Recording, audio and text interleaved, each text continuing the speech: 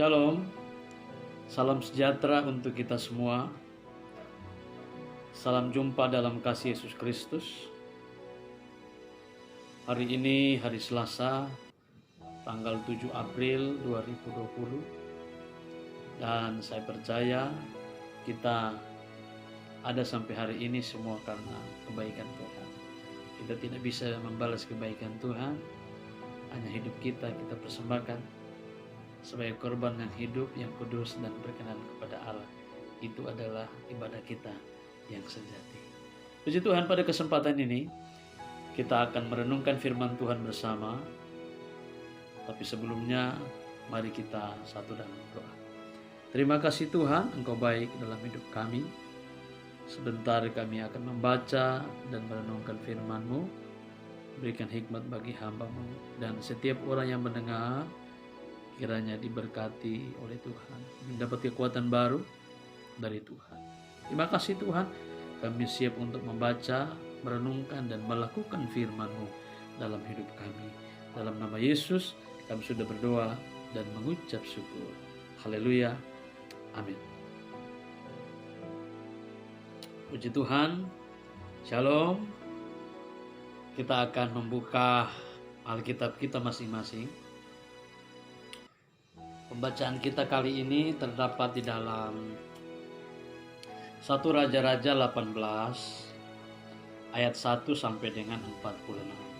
Sekali lagi, 1 Raja-Raja 18 ayat 1 sampai dengan ayat yang ke-46. Bapak Ibu yang Tuhan Yesus Kristus kasihi, saya percaya kita semua sudah membaca bagian ini dalam 1 Raja-Raja 18 ayat 1 sampai dengan 46. Tapi tidak mengapa, saya ketika membaca bagian ini 1 Raja-Raja 18 ayat 1 sampai dengan ayat 46 sangat memberkati kehidupan saya. Dan berkat ini saya akan sharing, saya akan bagi kepada Bapak Ibu, saudara-saudari sekalian, dan kiranya menjadi berkat rohani bagi kita semua. Puji Tuhan. Dan kalau kita baca, kita perhatikan dan kita menyimak di dalam 1 Raja-Raja pasal 18 ayat 1 sampai dengan 46. Di situ kita menemukan ada 3 pokok pembahasan di sana. Yang pertama adalah Obadjah, pegawai Ahab, bertemu dengan Elia. Itu di dalam 1 Raja-Raja pasal 18 ayat 1 sampai dengan ayat yang ke-15. Bagian yang kedua, Elia atau Nabi Elia bertemu dengan Ahab, ya, Raja Ahab, Raja Israel, Raja ke-8 pada saat itu. Itu mulai dari ayat 18 sampai dengan ayat yang ke-19. Kemudian bagian yang berikutnya, pasal 18 ayat yang ke-20 sampai dengan ayat yang ke-46 itu berbicara tentang Elia di Gunung Karmel. Ya, bahkan kalau kita baca nanti, ya, Elia berhadapan dengan nabi-nabi Baal dan nabi-nabi Baal kalah. Elia menang karena Elia bersama-sama dengan Tuhan, Tuhan bersama-sama dengan Nabi Elia. Puji Tuhan. Dari ketiga bagian ini saya akan menjelaskan beberapa poin-poin penting kepada kita semua. Yang pertama, di bagian yang pertama, Obadjah, pegawai Ahab atau pegawai Raja Ahab, dia juga jabatannya sebagai kepala istana. Jadi Obadjah ini adalah kepala istana dari Raja Ahab. orang kepercayaan dari Raja Ahab. Dan kita melihat di bagian ini adalah hukuman Tuhan bagi orang Israel, hukuman Tuhan bagi Raja Ahab dan keluarganya beserta dengan orang Israel, karena mereka tidak lagi beribadah, tidak lagi mendengarkan perintah Tuhan, tetapi mereka sekarang sudah mendua hati, ya, berpaling dari Tuhan, dan mereka menyembah kepada Allah-Allah lain, bukan Allah yang benar. Dan peristiwa ini adalah peristiwa yang cukup menggemparkan, dan satu peristiwa yang begitu sulit, begitu berat dihadapi oleh orang Israel, karena pada saat itu terjadi kekeringan yang besar melanda Israel pada saat itu. Melanda bangsa Israel pada saat itu, maksud saya adalah kekeringan, tidak ada hujan selama 3,5 tahun. Bayangkan kalau tidak ada hujan, itu satu kesulitan yang sangat luar biasa, khususnya bagi orang Israel. Tidak ada buah-buahan, tidak ada sayur-sayur, tidak ada buah anggur. Binatang-binatang mau makan rumput dari mana? Kasihan sekali. Nah, ini adalah teguran Tuhan bagi Raja Ahab bersama keluarganya dan kepada bangsa Israel, karena mereka tidak lagi mendengarkan suara Tuhan. Raja Ahab begitu gelisah menghadapi kesulitan pada saat itu, kelaparan, kekeringan.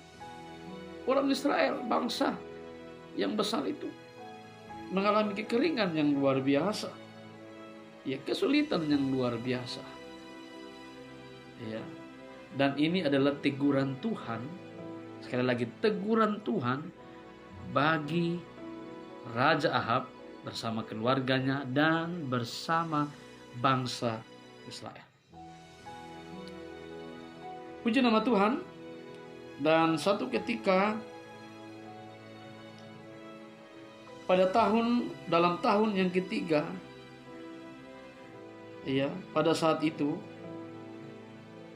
saat menghadapi kesulitan yang besar, Ahab menyuruh Obadya, kepala istana, atau pegawai dari Ahab, pegawai kepercayaan dari Ahab, untuk bertemu dengan Elia. Untuk bertemu dengan Elia dan menyampaikan pesan dari Ahab kepada Elia melalui pegawainya itu yang bernama Obadya. Kalau kita melihat dan kita baca di bagian ini, Obadya adalah orang yang takut akan Tuhan. Orang yang takut akan Tuhan. Bahkan di bagian yang saya baca, Obadya ini dari kecil dia takut akan Tuhan. Mendapat jabatan di dalam istana dan menjadi orang kepercayaan dari Ahab. Dia orang yang baik, bahkan ketika waktu Isabel ingin membunuh nabi-nabi Tuhan, Obadya mengambil 100 nabi itu, menyembunyikan mereka 50-50 di dalam gua, dan dia berikan mereka makanan dan minuman. Luar biasa. Hati yang sangat baik sekali. Dia melindungi anak-anak Tuhan, dia melindungi nabi-nabi Tuhan. Puji Tuhan. Dan Obadya bertemu dengan Ahab, dan Obadya menyampaikan apa yang menjadi pesan Ahab kepada Elia. Kemudian Elia mendengarkan pesan itu dengan baik. Kemudian dia hendak bertemu dengan Ahab. Dan pertemuan kali ini Ahab ingin memperlihatkan nabi-nabi Baal, ya, mereka juga bisa melakukan mujizat. Ya, karena Ahab ini dia sudah menyembah kepada Baal. Percaya kepada nabi-nabi Baal, bukan Tuhan. Ya, orang Israel juga sebagian besarnya menyembah kepada Baal. Ya. Dan apa yang terjadi?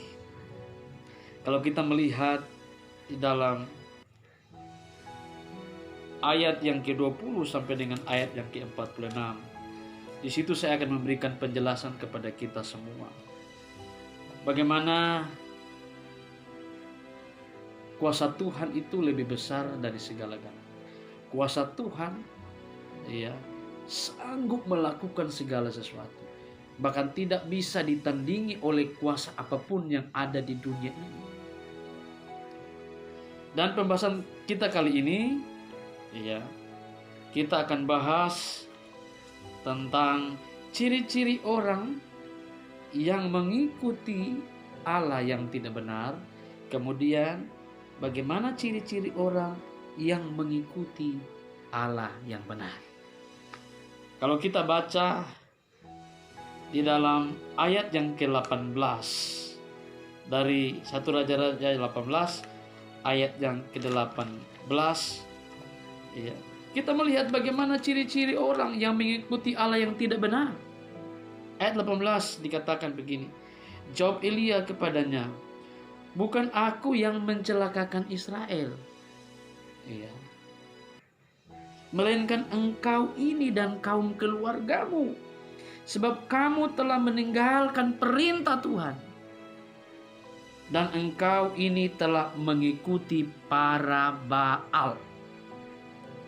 Ya, saya mau kasih tahu kepada kita semua, ciri-ciri orang yang mengikuti Allah yang tidak benar, ya, adalah di dalam ayat 18 mengalami kecelakaan. Atau bisa saya kasih pengertian lain, mengalami hukuman atau mengalami malapetaka. Kenapa mengalami malapetaka? Karena tidak melakukan perintah Tuhan dan mengikuti Allah lain. Kalau di dalam pembacaan ini, Ahab bersama keluarganya dan orang Israel, ya, tidak lagi mengikuti perintah Tuhan, tetapi mereka mengikuti para Baal atau Allah-Allah lain, Allah yang tidak benar, ya, Allah yang tidak benar, ya. Jadi ciri-ciri orang yang mengikuti Allah yang tidak benar, ya, dia pasti mengalami kecelakaan, dia pasti mengalami hukuman, dia pasti mengalami malapetaka karena tidak melakukan perintah Tuhan dan mengikuti Allah lain atau para Baal. Ya, para Baal di sini ditulis bahwa sekitar 400 Baal. Kemudian ada 450 Baal. Kemudian ada nabi-nabi Asyera yang berjumlah 400. Berarti Nabi Baal tambah nabi-nabi Asyera 400 berarti berjumlah 850. Dan Ahab menghadirkan mereka untuk melawan satu nabi Tuhan, melawan abdi Allah yang namanya Elia. Jadi kita melihat di sini Raja Ahab bersama keluarganya dan orang Israel berpaling dari Tuhan, ya, tidak mengikuti perintah Tuhan, mengikuti para Baal, sehingga Tuhan menghukum mereka dengan kecelakaan yang besar, hukuman yang besar, malapetaka yang besar, yaitu kekeringan, kelaparan yang besar terjadi di bangsa Israel. tidak ada bahan makanan, tidak ada sayur-sayur, tidak ada buah-buah. Ya, binatang mau makan apa, mau minum apa? Kekeringan yang besar selama 3,5 tahun. Ya, jadi ini adalah ciri-ciri orang yang mengikuti Allah yang tidak benar. Yang kedua, ciri-ciri orang yang mengikuti Allah yang tidak benar adalah dia berlaku timpang dan bercabang hati atau mendua hati. Kita baca di dalam ayat yang ke-21. Lalu Elia mendekati seluruh rakyat itu dan berkata, berapa lama lagi kamu berlaku timpang dan bercabang hati? Kalau Tuhan itu Allah, ikutilah dia. Jadi maksudnya Elia, kalau Tuhan saja, ya, jangan Allah yang lain lagi. Sehingga di sini ya Elia berkata kepada bangsa Israel bahwa kalau Tuhan itu Allah, ikuti dia. Dan kalau Baal, ikutilah dia. Jadi ini satu pilihan. Kalau mau ikut Tuhan, ikut Tuhan. Kalau mau ikut Baal saja. Ternyata orang Israel, ya, mereka sudah ikut Tuhan, tetapi juga mereka tetap percaya dan mengikuti perintah nabi-nabi Baal, Allah yang tidak benar. Ya, jadi ada dua hal yang mereka lakukan, percaya Tuhan, tapi juga percaya kepada nabi Baal. Ya. Jadi hati mereka bercabang, kata firman Tuhan di dalam ayat 21. Ya, hati mereka bercabang, ya. Mereka mulai timpang, mulai mendua hati, percaya kepada Allah lain, ya, percaya kepada Baal, dan mereka juga percaya kepada Allah. Ya. Saya mau kasih tahu, kita harus fokus. Kalau kita percaya Allah saja. Jangan percaya kepada Allah lain. Nah, itu ciri-ciri yang kedua, orang-orang yang mengikuti Allah yang tidak benar. Ciri yang ketiga, ya, orang-orang yang mengikuti Allah yang tidak benar, yaitu Allah yang mereka sembah, yang mereka tidak kenal itu, tidak sanggup menolong ataupun tidak sanggup menyelamatkan. Ya. Jadi Allah yang mereka sembah yang tidak benar, Ahab, keluarga dan Israel, ya, buktinya bahwa tidak sanggup untuk menolong. Ya, tidak sanggup untuk menolong. Bahkan tidak sanggup untuk menyelamatkan mereka. Ketika Ahab mempertemukan nabi-nabi Baal 450 dan Asyerah jumlah 400. Ya. Apa yang terjadi di sana? Ya, apa yang terjadi di sana? Apakah Elia kalah? Apakah Nabi Baal menang dengan Asyerah menang? Tidak. Yang mengalami kemenangan adalah Elia, karena Elia bersama-sama dengan Tuhan. Ya, pada saat itu terjadi kekeringan. Ya, kekeringan yang hebat. Orang Israel percaya kepada Baal karena mereka percaya bahwa mereka itu bisa menurunkan hujan. Bahkan mereka memberikan kesuburan. Nah, ini yang salah. Salah di sini. Ya, kita percaya Tuhan menciptakan langit dan bumi. Tuhan yang benar bisa kasih hujan, bisa kasih pertumbuhan. Tapi mereka percaya Nabi Baal ini, Nabi ini mereka memberikan hujan, bahkan memberikan kesuburan. Nyatanya tidak demikian. Ya, mereka ambil korban, taruh, ya, di atas tempat yang sudah disediakan. Mereka berdoa, berteriak. Ya, api tidak menyambar korban itu. Elia mengejek mereka, Tuhanmu mungkin lagi jalan-jalan, lagi tidur. Ya, berteriak sampai mereka sudah menyayat-nyayat tubuh mereka, menggores-gores tubuh mereka dengan alat tajam sampai darah keluar. Ya, tidak ada pertolongan. Tidak ada pertolongan. Ya. Jadi Allah yang tidak benar, ya, tidak memberikan pertolongan, ya, bahkan tidak menyelamatkan. Ya.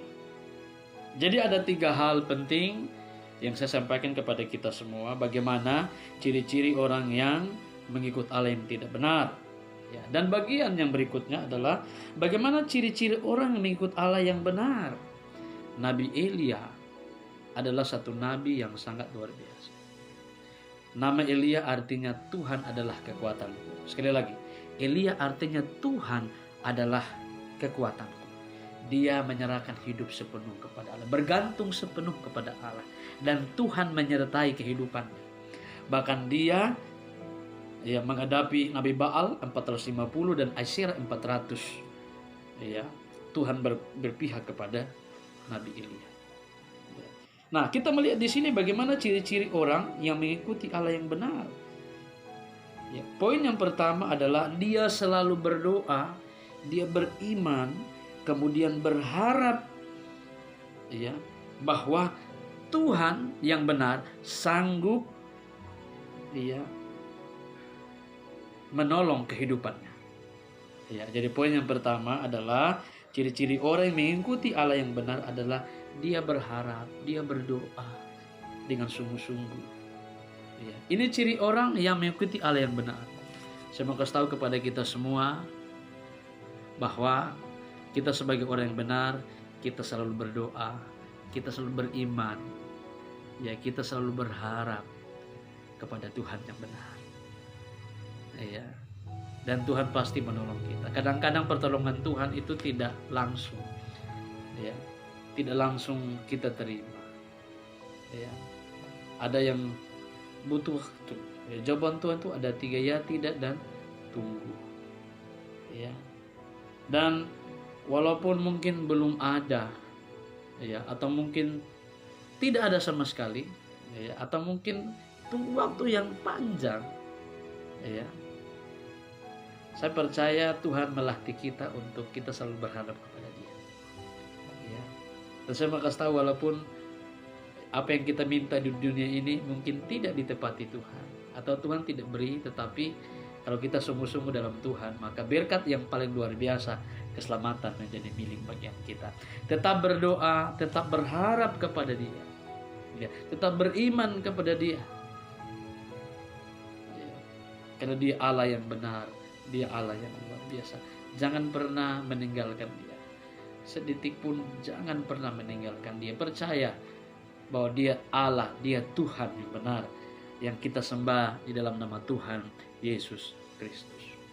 Poin yang kedua, ciri orang-orang yang mengikuti Allah yang benar, yaitu selalu mengalami pembelaan, mengalami pertolongan sebagai bukti kebesaran Allah, dan di balik itu nama Tuhan dipermuliakan, bukan kita. Jadi Tuhan menolong kita, memberikan kita mujizat, itu kembali kepada Allah. Kemuliaan, hormat, kebesaran, keagungan kepada Allah. Jadi Tuhan menolong kita, jangan pikir itu karena saya. Tuhan menolong kita supaya apa? Namanya dipermuliakan, dimasyurkan, ditinggikan. Kemuliaan itu diberikan kepada Dia. Kalau kita baca di dalam ayat yang 38 dan ayat yang ke-39, kita perhatikan di sana, lalu turunlah api Tuhan menyambar habis korban bakaran, kayu api, batu dan tanah itu, bahkan air yang di dalam parit itu habis dijilatnya. Ayat 39, ketika seluruh rakyat melihat kejadian itu, sujudlah mereka serta berkata, Tuhan, Dialah Tuhan, Dialah Tuhan. Kalau kita melihat di sana, mereka sudah teriak-teriak, Nabi Baal teriak-teriak sampai menggores-gores tubuhnya dengan alat tajam. Tidak ada pertolongan. Tetapi ketika Nabi Elia berseru kepada Tuhan, dia berdoa kepada Tuhan, apa yang terjadi?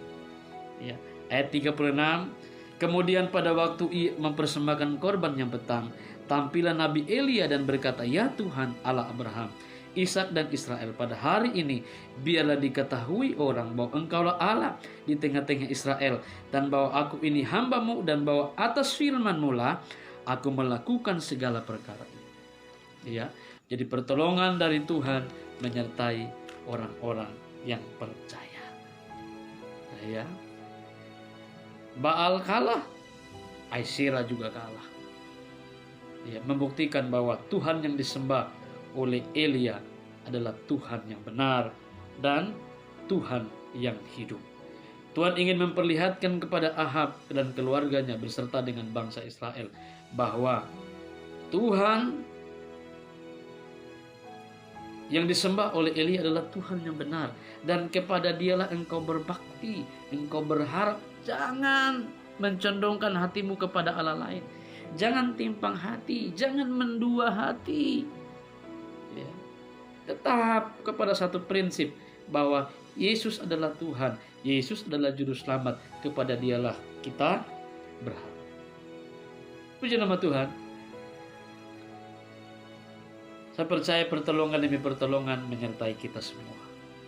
Jangan takut dan jangan khawatir, Yesus tetap bersama-sama dengan kita. Yang mujizatnya dinyatakan apa yang terjadi ketika Nabi Elia ke Gunung Karmel untuk berdoa. Ya, kalau kita baca di dalam ayat yang ke-42, Elia naik ke puncak Gunung Karmel, lalu ia membungkuk ke tanah dengan mukanya di antara kedua lututnya. Ya. Ayat yang ke-45, maka dalam sekejap mata langit menjadi kelam oleh awan badai, lalu turunlah hujan yang lebat. Wow, luar biasa. Ya. Hujan tidak turun 3,5 tahun. Ya. Ketika Elia berdoa